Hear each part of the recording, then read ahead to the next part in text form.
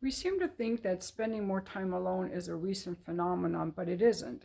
In this clip that I'm going to show you from Breaking Points, the author of an Atlantic article called The Antisocial Century talks about how spending more and more time alone is actually a 60-year problem. In fact, in 2000, Robert Putnam wrote a book called Bowling Alone, and people made fun of him like, oh no, you're just like talking about something that isn't going on. But in fact, over the past 60 years, people have gradually spent less and less time together and more time alone.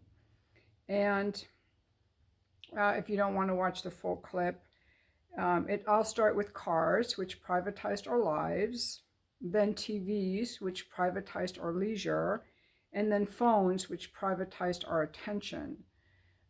I would probably add like living in the suburbs, people working from home, like there are different social trends, but this has been going on since the 60s.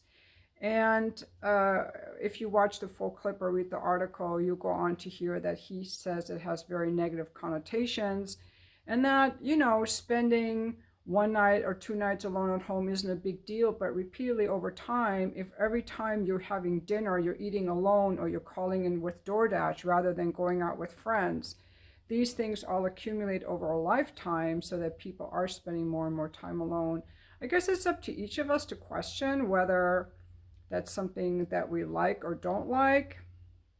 Certainly, people can be very difficult, and I think there's more peace in being alone.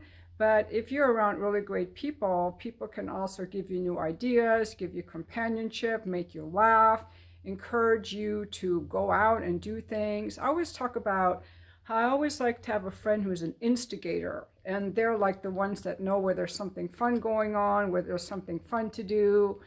I'm not a good instigator, but if I'm around a good instigator, I can have the best time. I will go out and do stuff, whereas without this instigator friend, I'm not doing it. So in that way, people can add fun to our lives. They can add interesting conversation, definitely for physical touch and affection. You can't get that on your own. So anyway, I'm going to play the clip and then I'll be back for your comments. So thanks for watching the video. And now here's the clip. Literally every single demographic, the Bureau of Labor Statistics or the American Time Use Survey, which is run by the Bureau of Labor Statistics studies, for every single demographic, face-to-face socializing declined and alone time increased. And if you want to know my answer for why this is happening, look, you can point to any number of phenomena that have happened over the last 60 years. Robert Putnam talks a lot about moral revolutions that happened in America. It's a worthy topic of conversation. I would look at three technologies. I think the car allowed us to privatize our lives. I think the television allowed us to privatize our leisure. And I think the smartphone allows us to privatize our attention. So that now, even when we're in a crowd, we can be alone. And also, somewhat ironically, when we're alone, we feel like we're a part of a crowd. So I actually think that people are having a hard time recharging alone, which is one reason why they're selecting to not hang out with friends so often. But I would look at this fundamentally as a universal story that relates to universal technologies. And it's hard to think of three technologies more universal than cars, televisions, and smartphones. And I want to emphasize, I'm not so much saying everyone give up your car, everyone give up your television, no one watch Netflix anymore. I'm saying that we need to account for the negative externalities, the accidental side effects of our day-to-day choices.